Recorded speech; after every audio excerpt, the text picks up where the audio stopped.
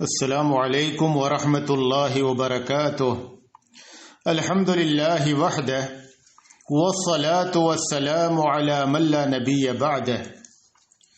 بعض دینی بھائیوں نے یہ سوال بھیجا ہے کہ جنابت کی حالت میں قرآن کریم کی تلاوت اور کتب تفسیر و احادیث کے مطالعہ اور ذکر و دعا کا کیا حکم ہے؟ تو واضح رہے کہ اس سوال کے 3 حصے ہیں۔ پہلا حصہ یہ ہے کہ جنابت کی حالت میں قرآن کریم کی تلاوت کرنا۔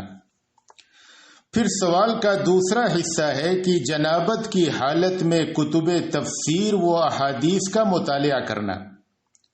اور تیسرا حصہ ہے کہ جنابت کی حالت میں اللہ کا ذکر کرنا اور دعائیں کرنا۔ انشاءاللہ ہر ایک کا جواب الگ الگ آپ کے سامنے پیش کیا جائے گا۔ تو جو سوال کا پہلا حصہ ہے کہ جنابت کی حالت میں قرآن کریم کی تلاوت کرنا، دیکھیے قرآن کریم کی تلاوت کی 3 کیفیتیں ہو سکتی ہیں۔ پہلی کیفیت یہ ہے کہ قرآن کریم کی تلاوت کی جائے قرآن کریم کو ہاتھوں میں لے کر کے، اور دوسری کیفیت یہ ہے کہ قرآن کریم کی تلاوت کی جائے زبانی، جو یاد ہے اس کو پڑھا جائے، اور تیسری کیفیت یہ ہے کہ قرآن کریم کی تلاوت کی جائے موبائل یا کمپیوٹر کی اسکرین سے۔ تو دیکھیے یہ بات واضح رہے کہ جنابت کی حالت میں قرآن کریم کی تلاوت کرنا، قرآن کریم کو ہاتھوں میں لے کر کے، یہ جائز نہیں ہے۔ اسی طریقے سے قرآن کریم کو زبانی پڑھنا یہ بھی جائز نہیں ہے،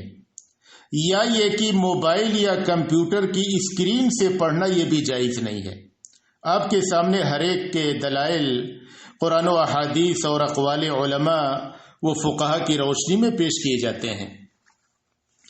جیسا کہ نبی اکرم صلی اللہ علیہ وسلم نے یمن کی جانب جب عمرو بن حزم رضی اللہ عنہ کے نام خط بھیجا تھا، تو آپ صلی اللہ علیہ وسلم نے اس خط میں یہ لکھا تھا کہ اللہ یمس القرآن الا طاہر، کہ قرآن کریم کو نہ چھوئے مگر پاک آدمی، قرآن کریم کو نہ چھوئے مگر پاک آدمی۔ تو چونکہ جنوبی آدمی، جو آدمی جنابت کی حالت میں ہو، وہ ناپاک کے حکم میں ہے، اس کے لیے قرآن کریم کا چھونا جائز نہیں ہے۔ اور یہ کہ جنوبی اس مرد یا عورت کو کہتے ہیں کہ جس سے شہوت کے ساتھ منی خارج ہو جائے، یا یہ کہ اگر میاں بیوی ہم بستری کر لیں تو ان کو جنوبی بولتے ہیں، اور وہ حالت جنابت کی حالت ہوتی ہے، اس لیے کہ عربی زبان میں جنوب کے معنی دوری کے ہوتا ہے، دوری اختیار کرنا۔ تو چونکہ جو آدمی مرد یا عورت جنابت کی حالت میں ہو تو وہ نماز سے دور ہو جاتا ہے، اس لیے ان کو جنوبی بولتے ہیں۔ اور یہ کہ نبی اکرم صلی اللہ علیہ وسلم سے متعدد روایات وارد ہیں کہ جنوبی کے لیے قرآن کریم کا پڑھنا جائز نہیں ہے، لیکن یہ کہ وہ تمام کی تمام روایتیں محدثین کے نزدیک متکلم فی ہے۔ انہی میں سے ایک روایت جو سنن ترمذی، سنن ابو داود اور سنن نسائی وغیرہ میں ہے کہ حضرت علی بن ابو طالب رضی اللہ عنہ بیان کرتے ہیں، لم یکن یحجبہ عن القرآن شیء لیس الجنابہ، اور ایک دوسری روایت کے الفاظ ہیں انہ کان لا یحجزہ شیء عن القرآن الا الجنابہ، کہ نبی اکرم صلی اللہ علیہ وسلم کو جنابت کے سوا کوئی بھی چیز قرآن کریم کی تلاوت سے نہیں روکتی تھی۔ یعنی جب نبی اکرم صلی اللہ علیہ وسلم جنابت کی حالت میں ہوتے تھے تو آپ قرآن کریم کی تلاوت نہیں کرتے تھے، نہ تو چھو کر کے اور نہ تو زبانی، آپ قرآن کریم کی تلاوت نہیں کرتے تھے۔ اس روایت کو علامہ البانی اور دیگر علماء محققین نے ضعیف قرار دیا ہے۔ امام ترمذی رحمہ اللہ اس روایت کے بارے میں لکھتے ہیں کہ یہ حدیث حسن صحیح ہے، اور حافظ ابن حجر رحمہ اللہ اپنی کتاب فتح الباری میں لکھتے ہیں اور صحیح بات یہ ہے کہ یہ حدیث حسن کی قبیل سے لائق حجت ہے۔ اس باب میں مختلف روایتیں ہیں، لیکن یہ کہ تقریباً ان تمام روایتوں پہ محدثین نے کلام کیا ہے۔ علامہ عبد الرحمن مبارک پوری رحمہ اللہ لکھتے ہیں کہ جنوبی کے لیے قرآن کریم کی تلاوت کی حرمت کے بارے میں جتنی بھی روایتیں وارد ہیں وہ سب کی سب متکلم فی ہیں۔ پھر وہ لکھتے ہیں لیکن تمام تر روایتوں کو ملانے کے بعد مجموعی طور پہ انہیں تقویت حاصل ہو جاتی ہے، اور یہ کہ وہ روایتیں قابل عمل بن جاتی ہیں۔ یعنی تمام متکلم فی روایتوں کو ملانے کے بعد وہ روایتیں قابل عمل بن جاتی ہیں۔ اس تعلق سے صحابہ سے کچھ آثار بھی وارد ہیں، یعنی اس بابت کچھ آثار وارد ہیں کہ جنوبی کے لیے قرآن کریم کی تلاوت جائز نہیں ہے۔ ان آثار سے اس بات کی تائید ہوتی ہے کہ نبی اکرم صلی اللہ علیہ وسلم اور صحابہ کرام جنابت کی حالت میں قرآن کریم کی تلاوت نہیں کرتے تھے۔ ان میں سے پہلا اثر عمر بن خطاب رضی اللہ عنہ کے تعلق سے ہے، جو مصنف عبد الرزاق میں ہے، کہ عبیدہ السلمانی رحمہ اللہ بیان کرتے ہیں، کان عمر بن الخطاب یکرہ ان یقرأ القرآن وہو جنب، کہ عمر بن خطاب رضی اللہ عنہ جنابت کی حالت میں قرآن کریم کے پڑھنے کو حرام سمجھتے تھے،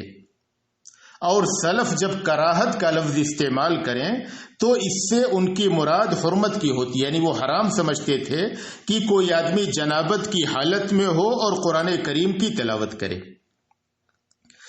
اس اثر کو امام ابن کثیر رحمہ اللہ نے صحیح قرار دیا ہے، اور اسی طریقے سے حافظ ابن حجر رحمہ اللہ نے بھی التلخیص الحبیر میں اس کو صحیح قرار دیا ہے۔ پھر ایک دوسرا اثر علی بن ابو طالب رضی اللہ عنہ کے تعلق سے مروی ہے کہ ابو الغریف الحمدانی بیان کرتے ہیں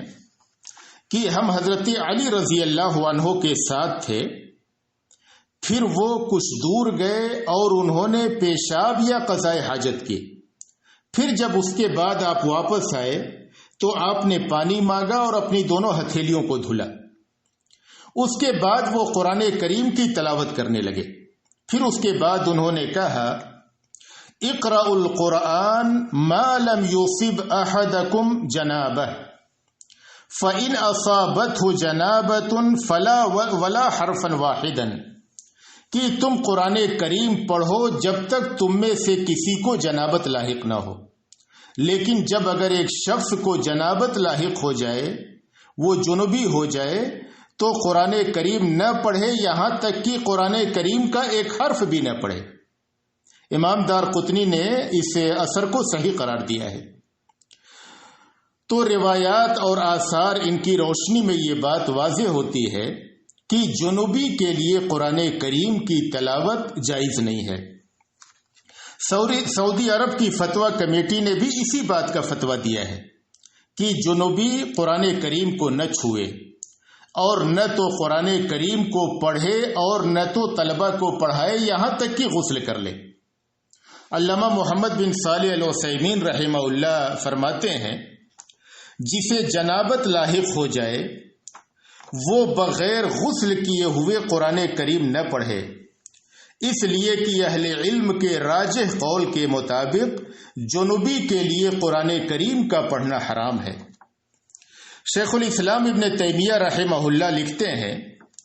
کہ ائمہ اربعہ کا اس بات پر اتفاق ہے کہ جنوبی کے لیے قرآن کریم کا پڑھنا جائز نہیں ہے، اور امام کاسانی رحمہ اللہ اپنی کتاب بدائع الصنائع میں لکھتے ہیں کہ جنوبی کے لیے عام علماء کے نزدیک قرآن کریم کا پڑھنا جائز نہیں ہے۔ امام ترمذی رحمہ اللہ سنن ترمذی میں لکھتے ہیں کہ بیشتر صحابہ کرام اور تابعین اور ان کے بعد کے علماء مثلا سفیان ثوری، عبداللہ بن مبارک، امام شافعی، امام احمد، اسحاق بن راہوے، ان تمام کا یہی کہنا تھا کہ جنوبی کے لیے قرآن کریم کا پڑھنا جائز نہیں ہے۔ لہذا اس باب میں وارد روایات اور صحابہ کے آثار اور علماء کے اقوال کی روشنی میں یہ بات واضح ہو جاتی ہے کہ جنابت کی حالت میں قرآن کریم کی تلاوت کرنا کسی بھی طریقے سے جائز نہیں ہے، نہ تو قرآن کریم کو چھو کر کے ہاتھوں میں لے کر کے، اور نہ تو زبانی پڑھنا جائز ہے، اور نہ تو موبائل اور کمپیوٹر کی اسکرین سے پڑھنا جائز ہے۔ یہاں پہ ایک بات واضح رہے کہ جنوبی کو حائضہ اور نفسا پہ قیاس کرنا درست نہیں ہے، اس لیے کہ حیض و نفاس کی مدت لمبی ہوتی ہے اور اس کے برخلاف جنابت کی مدت مختصر ہوتی ہے۔ اور دوسری وجہ یہ ہے کہ حائضہ و نفسا کی پاکی اپنے اختیار میں نہیں ہے۔ جب ان کا خون ختم ہوگا اور وہ محسوس کریں گی کہ اب ان کا خون بند ہو گیا ہے، تب وہ غسل کر کے پاک ہو جائیں گے۔ لیکن اس کے برخلاف جنوبی شخص کی پاکی اپنے اختیار میں ہے، جب وہ غسل کر لے پاک ہو جائے۔ تو اس لیے حائضہ و نفسا پہ جنوبی کو قیاس کر کے کہنا کہ وہ زبانی قرآن پڑھ سکتا ہے، یہ بات درست نہیں ہے۔ یعنی جنابت کی مدت مختصر ہوتی ہے، آدمی جب غسل کر لے پاک ہو جائے گا۔ تو قرآن کریم کے تقدس اور اس کے احترام میں سے ہے کہ جنابت کی حالت میں قرآن کریم کو نہ تو چھوا جائے، نہ تو زبانی پڑھا جائے، اور یہ کہ نہ ہی اس کو موبائل اور کمپیوٹر کی اسکرین سے پڑھا جائے۔ اس کے بعد اس مسئلے کا جو دوسرا حصہ تھا کہ کیا جنابت کی حالت میں کتب تفسیر و احادیث کا مطالعہ جائز ہے؟ تو دیکھیے، تفسیر کی وہ کتابیں جن پر تفسیر کا اطلاق ہوتا ہے، قرآن کا اطلاق نہیں ہوتا، ان کا مطالعہ درست ہے۔ یعنی تفسیر کی کتابیں جیسے تفسیر ابن کثیر ہے، تفسیر آلوسی ہے، یا ایک ہی تفسیر سعدی ہے، تفسیر طبری ہے، یہ جو تفسیر کی کتابیں ہیں ان کو جنابت کی حالت میں پڑھا جا سکتا ہے۔ لیکن جنوبی اس بات کا لحاظ رکھے کہ جب قرآن کی آیت سے گزرے تو قرآنی آیات کی تلاوت نہ کرے، جو تفسیر ہے وہ پڑھے، قرآنی آیات کی تلاوت نہ کرے، اس لیے کہ جنوبی کے لیے قرآن کی ایک آیت کا بھی پڑھنا جنابت کی حالت میں درست نہیں ہے۔ تفسیر کی بعض کتابیں ایسی ہیں جن پر قرآن کا اطلاق ہوتا ہے، یعنی اس میں مختصر حواشی یا یہ کہ بعض الفاظ کے معنی بس لکھ دیے گئے ہیں۔ تو اگر کوئی تفسیر ایسی ہے کہ کوئی مفصل تفسیر نہیں، چند الفاظ کے معنی لکھ دیے گئے ہیں، تو اصل میں وہ قرآن ہی ہے، وہ تفسیر نہیں ہے، اس کا پڑھنا جائز نہیں۔ یعنی آپ دوسرے لفظوں میں یہ سمجھ لیں کہ جس میں قرآن کریم زیادہ ہو اور شرح اور تفسیر مختصر ہو تو اس کا حکم قرآن کا حکم ہے، اس کا پڑھنا جنوبی کے لیے جائز نہیں ہے۔ اور تفسیر کی وہ کتابیں جن میں قرآنی آیات کم ہیں اور تفسیر زیادہ ہے، تفسیر زیادہ کی گئی ہے شرح و بسط کے ساتھ، تو یہ تفسیر کی کتاب ہے، اس کو وہ چھو سکتا ہے اور یہ کہ پڑھ سکتا ہے، بس قرآنی آیات سے گزرے تو ان کو نہ پڑھے۔ اسی طریقے سے حدیث کی کتابوں کو بھی جنوبی پڑھ سکتا ہے، حدیث کی کتابیں جنوبی ان کو پڑھ سکتا ہے۔ اس کے بعد اس سوال کا جو تیسرا حصہ ہے کہ کیا جنوبی کے لیے ذکر و دعا جائز ہے، تو جنابت کی حالت میں اللہ کا ذکر کرنا یا یہ کہ دعا کرنا، اس میں کوئی حرج نہیں ہے، یہ اس کے لیے جائز ہے۔ جیسا کہ نبی اکرم صلی اللہ علیہ وسلم کے تعلق سے صحیح بخاری و مسلم میں مروی ہے، کان رسول اللہ صلی اللہ علیہ وسلم یذکر اللہ علی کل احیانہ، کہ رسول اکرم صلی اللہ علیہ وسلم اللہ تعالی کا ذکر ہمہ وقت کیا کرتے تھے، ہمہ وقت اللہ کا ذکر کیا کرتے تھے۔ اسی میں سے یہ جنابت کا لمحہ بھی ہے، تو جنابت کی حالت میں اللہ کا ذکر کرنا، اسی طریقے سے دعا کرنا، اس میں کوئی حرج نہیں ہے۔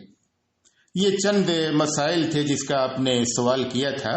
انشاءاللہ یہ جوابات واضح ہو گئے ہوں گے۔ اللہ تبارک و تعالی سے دعا ہے کہ ہمیں دین کی صحیح سمجھ عطا فرمائے اور دین کو صحیح طریقے سے سمجھنے